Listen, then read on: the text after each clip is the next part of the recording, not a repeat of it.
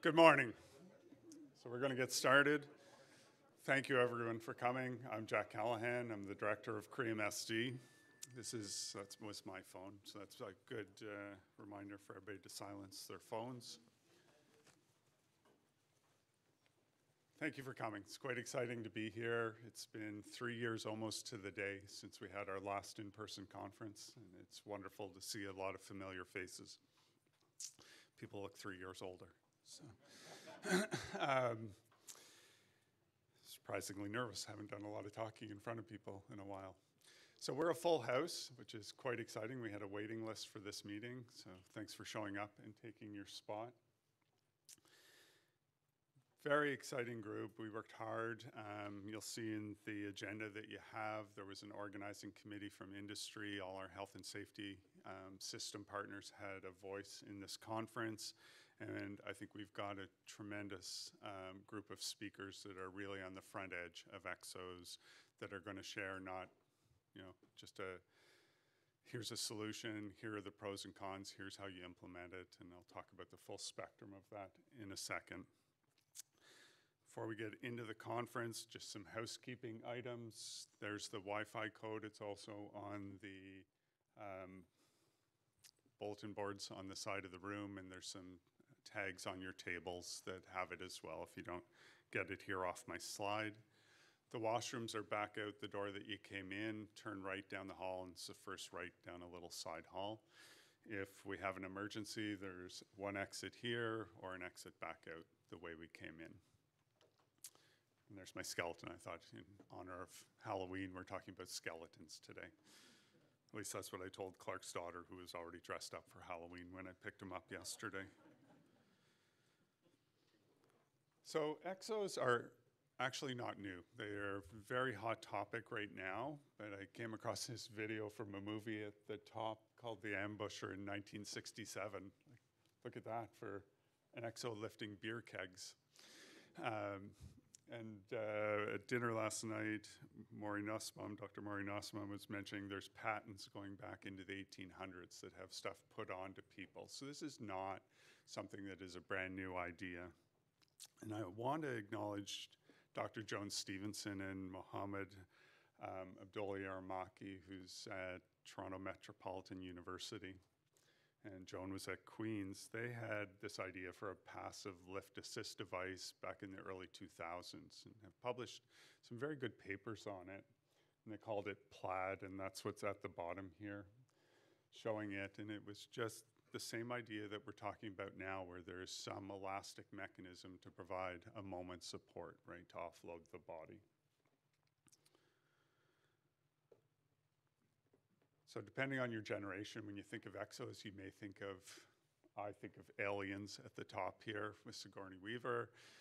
If you're a little younger, you may think of Avatar, especially with the new Avatar movie coming out this fall or December, I think, the second one. In reality, what we actually have are in the top right. We have two industrial companies here, Levitate and HeroWare, the two on the left, and the middle one are going to be out in the hall outside the room so that you can have a touch feel. So if you haven't seen them, you want to try them on, have a look. There's two here out in the hallway, so that's right outside where the food is. They'll be set up there for the breaks and lunch. Go have a chat with them, have a look at them so that you can touch or feel them. We are not endorsing any of them. They didn't pay a fee to be here. They're really here from an educational perspective.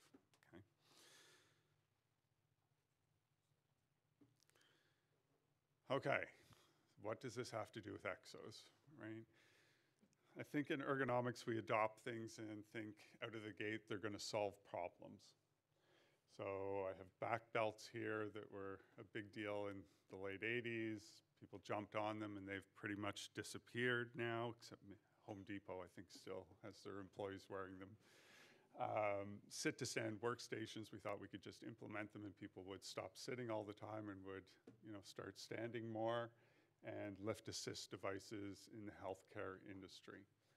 I would argue two of those are based on very good theoretical constructs. One of them's not, so there's maybe a little game.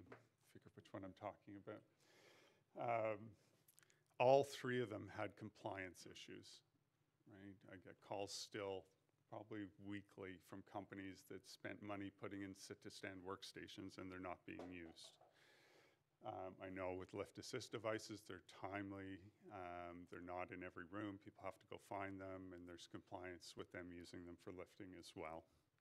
So we're going to talk about some of these things because with Exos, it's the exact same issue. This has a good theoretical construct, but how do we get workers involved? How do we implement these into practice and make sure they're making a difference?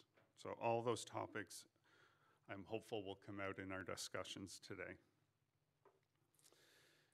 Okay, so many of you know CRE-MSD, we're all about translating research into practice is our mission.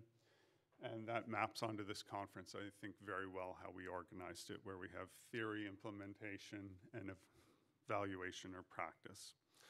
So our keynote today is going to be Dr. Maury Nussbaum. He has done some wonderful research, I would say, at the leading edge of Exos, or this wave of Exos, and looking at what they actually do when they're being worn. We'll then talk about some implementation. So we have Clark Dickerson and Seth Burt from Toyota talking about research, partnering with industry, and Marty Smets with Maury Nussbaum at Ford talking about how they implemented them and evaluated them in practice. And then we have a wonderful panel of 4 speakers and a standards talk about standards that are trying to come into place by Don Peterson here at the front. I'll introduce them all as they come to the podium to speak throughout the day. The panel, I'm going to ask the people to stand. It's the last part of our conference today, but we have break and lunch, and I'm going to encourage you to talk to them. So they are frontline people who have implemented or are implementing exoskeletons into practice in industry. Okay, so I'm going to read out their names and ask them to stand up so you know who they are so you can harass them throughout the day today, okay? So we have David Brody from Cargill. So Dave's right up here at the front, and that's in protein or meat processing. We have Seth Burt. Where's Seth hiding? Over there, and he's at Toyota. We have Michael Hutchison right here at the front, and he's from Boeing. And we have Marty Smets from Ford, okay? So they'll be around. If you have questions, you think about Exos, I really encourage you to talk to them. We'll all come together for a panel at the end of the day and talk about their experiences with exoskeletons. Okay, at this point, it would have been my distinct pleasure to introduce Bill Roy or Joel Moody, but unfortunately they couldn't come today. Bill was going to be here to speak, but he has some health issues going on. I know he was going to say that CRE-MSD is the best center ever, and they were going to offer us more funding. But in all seriousness, I think one of the things he would have talked about is the new prevention safety plan in Ontario. So if you haven't seen it, this is a picture of it. There's the website for it. It is a 5-year plan. At CRE-MSD, we have worked very hard to align with this plan, as has the whole health and safety system. I'll show you some of the objectives in a minute. And if you don't know, we have a new Chief Prevention Officer as well, Joel Moody. So there's 4 objectives for this safety plan, and they're listed here. I'm not going to go through them in a lot of detail. But if you look, it is really around prevention of injuries, supporting workplace, being evidence-based in our solutions. So I think all really good things that came from feedback sessions with most of us here in the room, right? They widely consulted on this when Ron Kaluski was still CPO and came out with this plan in 2021.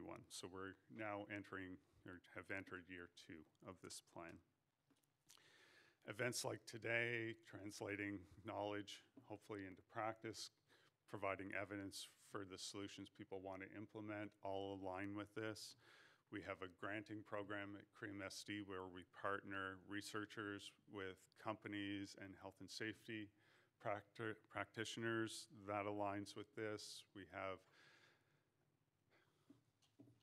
What's CPO stand for? No, our centers of practice, COP. Thank you. Communities of practice. So we have one on healthcare, and we've talked about launching other ones. So it's just this bridge of bringing people together to talk about solutions and what informs them. We have webinars, as many of you know, and we sit within the health and safety system. So we're front and center in this. I think it is a good plan, and I'm very hopeful it's going to address the issue, at least around MSDs, that continue to account for a third of lost time claims in Ontario. And I think technology, like we're going to talk about today, could have a potential to impact those claim rates. Ontario has the lowest in Canada, by the way, so we are doing good things. Okay, and the last thing I didn't talk about that aligns with that is our MSD prevention guideline. Obviously, translating even what comes out of today, we will aim to include resources in the guideline to translate the knowledge from today into people's hands outside of this room. So if you haven't been to our guideline, please visit it. It's msdprevention.com, and it has all kinds of resources. Many of them are out on the table. You can pick up hard copies outside in the hall if you want some of them.